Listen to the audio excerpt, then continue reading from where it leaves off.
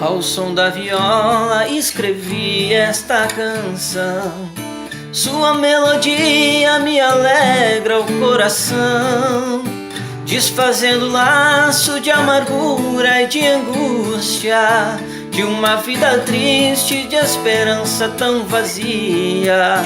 Enquanto eu canto este louvor, a minha alma dentro de mim se agita e mostra o seu louvar, pois reconhece o Criador em sua presença, sente saudades lá no céu e quer voltar.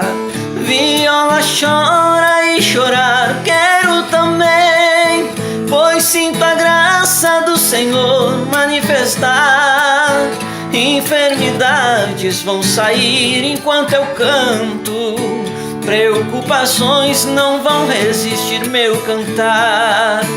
É na unção do céu que a viola repica, e nesse ritmo eu ouço Deus falar. E o mesmo coração que antes amargurado, sem mais angústia, o meu Senhor só quer louvar.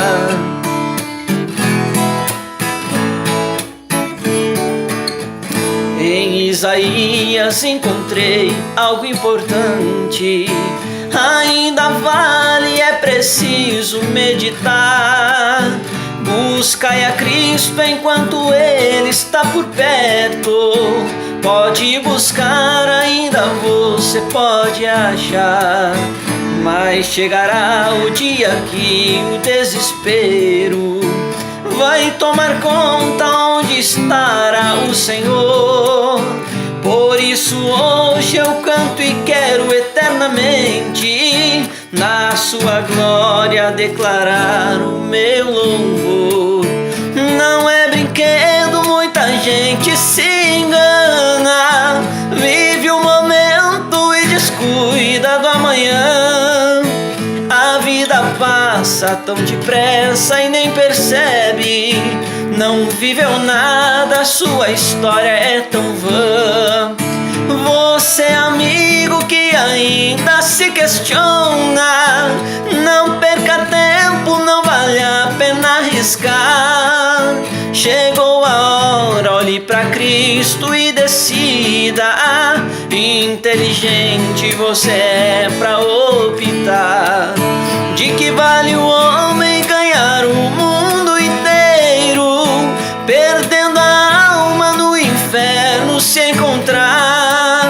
Lembrará do aviso que escutou neste hino, a moda de viola porque fui ignorar.